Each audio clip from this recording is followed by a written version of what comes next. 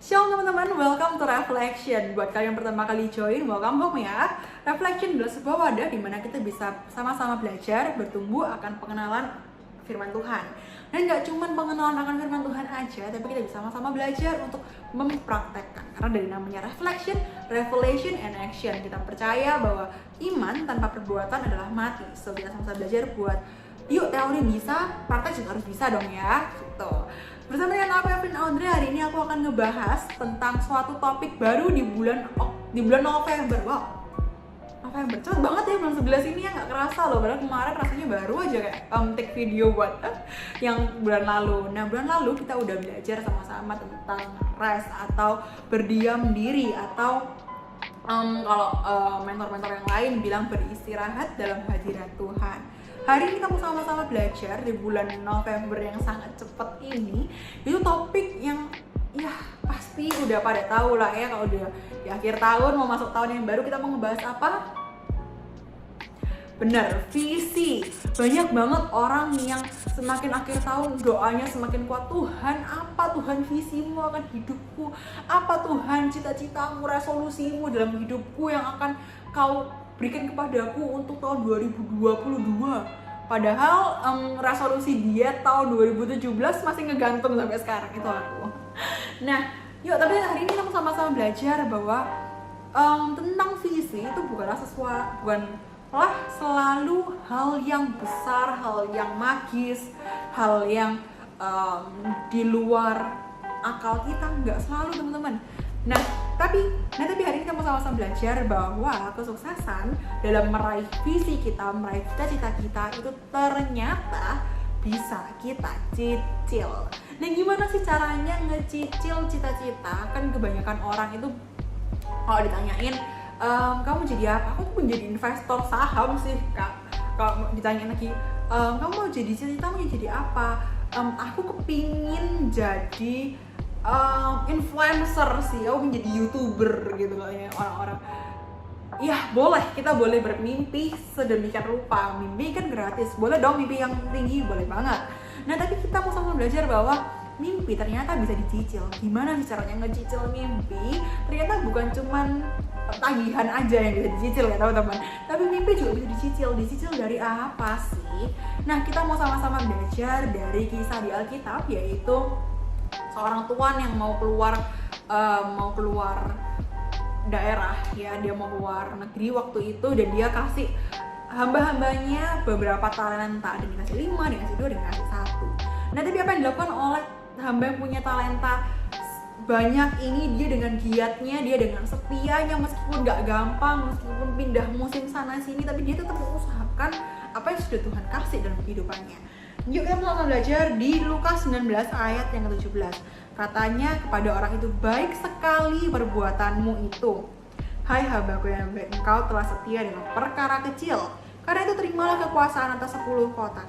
Baik sekali perbuatanmu itu. Tuhan melihat bahwa ketika kita dengan setia menjaga, dengan setia kita cultivate ya dalam bahasa Inggrisnya, dengan setia kita merawat, mengusahakan apa yang sudah Tuhan kasih di depannya kita, itu disebut sebuah perbuatan yang baik sekali. Dan bukan hanya itu, tapi Tuhan mengecap kita kalau misalnya kita benar-benar setia. Tuhan bilang, hai hambaku yang baik. Kita dicap Tuhan sebagai orang yang baik gitu ya, di hadapannya. Engkau telah setia dalam perkara kecil. Kenapa sih kok Tuhan itu bilang mengusahakan talenta, mengusahakan hal-hal yang kecil itu disebut dengan hal yang baik gitu loh, kan kecil. Kenapa kok Tuhan bilang ini baik gitu kan ya? Nah teman-teman, hari ini kita mau sama-sama belajar bahwa kesuksesan atau perkenanan Tuhan is not always found in the big things.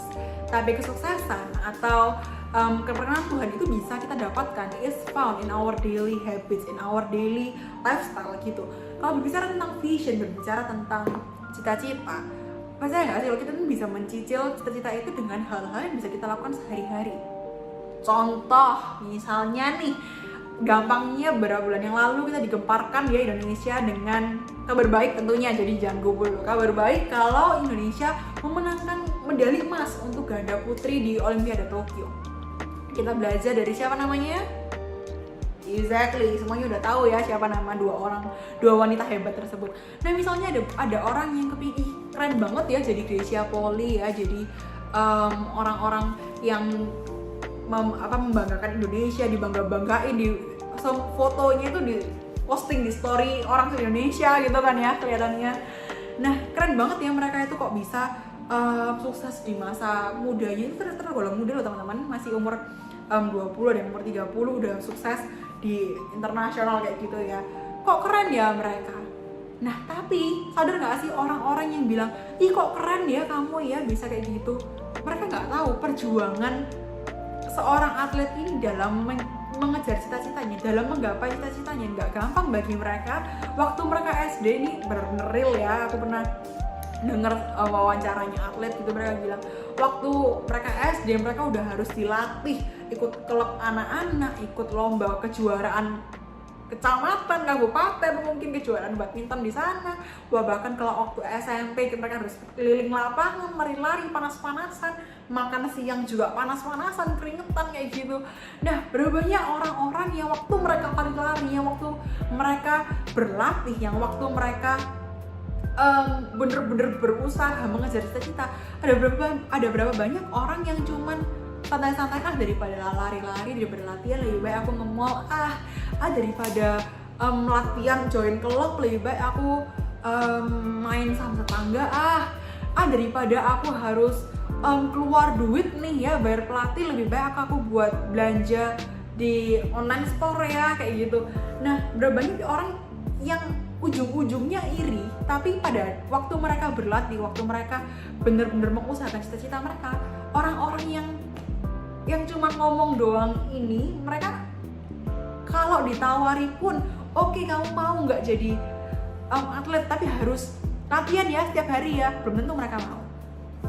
Aku sempat tulis di notebookku bahwa orang yang gagal bukanlah orang yang tidak mampu, tapi orang yang gagal adalah orang yang tidak mau bayar harga untuk kesuksesannya. Percaya nggak sih teman-teman, setiap kesuksesan itu akan selalu barengan sama harganya. Kalau kita kepingin jadi pengusaha misalnya, yuk kita bayar harga sebagai anak muda. Bayar harga gimana sih caranya? Yuk dari muda kita sama-sama belajar. Aku mau jadi trader, aku ingin jadi trader ekspor impor yang luar biasa nanti gitu ya.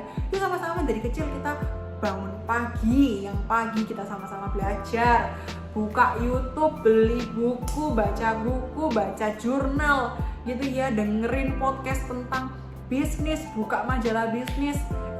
Investasikan masa mudamu untuk hal-hal yang berguna teman-teman. Kalau misalnya kamu nanti besar aku kepingin jadi chef, aku pengen join master chef gitu ya, ayo investasikan masa mudamu. Dalam keseharian mau bagaimana? Apakah kamu masih suka makanan instan dibandingin kamu bongkar resep sendiri?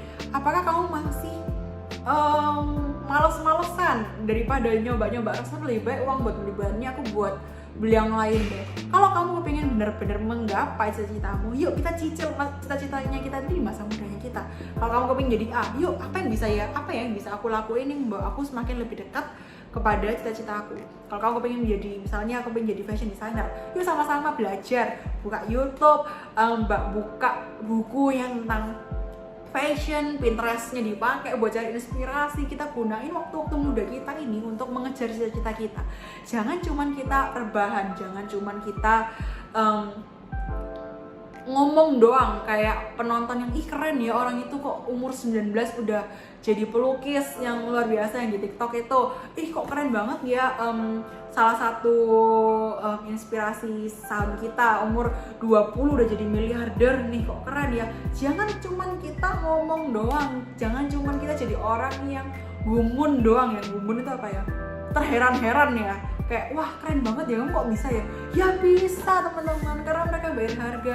Berapa banyak uang yang mereka keluarin buat belajar, beli buku, join kelas. Ada berapa banyak waktu, berapa ribu jam yang mereka habiskan untuk belajar. Ada berapa banyak sleepless nights atau early morning yang mereka lakukan hanya untuk mereka belajar, ya kan. Kalau memang cita-citamu mewajibkan kamu untuk begadang dan belajar, ya belajarlah, nggak masalah gitu loh. Karena semuanya akan selalu ada harganya teman-teman. Either itu harga untuk pengorbanan kita, harus bangun pagi, harus belajar sana sini, harus rajin buka nonton kelas, webinar segala macam. Dan juga ada juga harga resiko. Ketika kita menyanyikan waktunya kita, yuk kita sama-sama berpikir, iya ya, semua ada harganya, ada harga pengorbanan yang harus kita keluarkan. Kalau kita nggak mau berkorban gimana? Pasti ada harga resikonya. Kalau misalnya kita malas kayak, besok malas bangun pagi deh, lebih baik dari pagi jam 9 aku bangun sampai jam 12 aku pakai buat tiktokan aja lah ya. Dan kita harus mikir tuh, resikonya apa ya yang bisa aku loss, yang bisa aku kelumputan. Kalau misalnya aku menyanyiakan waktu selama 3 jam ini, mungkin kamu akan kehilangan momentum. Misalnya ada teman kamu yang lagi butuh jasamu, misalnya aku lagi pengen cari desainer nih, kamu bisa nggak? Dan kita gara-gara kita buat tiktokan, gara-gara kita buat sesuatu yang nggak berguna, akhirnya kita kehilangan opportunity tersebut. Karena apa? Opportunity itu datang secara nggak ketok pintu dulu gitu loh. Yuk pastikan diri kita setiap harinya kita tuh siap, setiap harinya kita itu membangun diri kita menjadi the better version of ourselves gitu. Karena apa? Karena kayak yang aku bilang tadi, kesempatan itu nggak datang ketok pintu. Pastikan ketika kesempatan itu datang, kamu sudah siap mendapatkan kesempatan tersebut. Sukses itu adalah sebuah kolaborasi antara preparation and opportunity. Ketika kita ada opportunity datang, tapi kalau kita preparation nggak ada, nggak akan jadi apa-apa. Jadi ketika opportunity datang, kesempatan datang, dan kita juga udah siap waktu itu menjadi sebuah kesuksesan gitu loh teman-teman. So, yuk teman-teman, hari ini kita sama-sama belajar untuk mencicil kesuksesan kita melalui gaya hidup kita. Pastikan dalam gaya hidup kita sehari-hari itu membawa kita semakin dekat dan semakin dekat lagi kepada cita-cita kita, supaya misal kesempatan itu datang, kita udah siap itu buat terima kesempatan tersebut, dan kita bisa create sesuatu yang kita bisa jadiin itu momentum kita untuk jadi orang yang lebih sukses. So, teman-teman, aku berharap kita sama-sama belajar hari ini bahwa vision itu bisa dicicil ya teman-teman. Jangan jadi orang yang gumonan atau yang cuma bisa terheran-heran aja tanpa take action. Yuk, habis ini kita sama-sama take action. Gak ada waktu terlambat, aku pun juga belajar.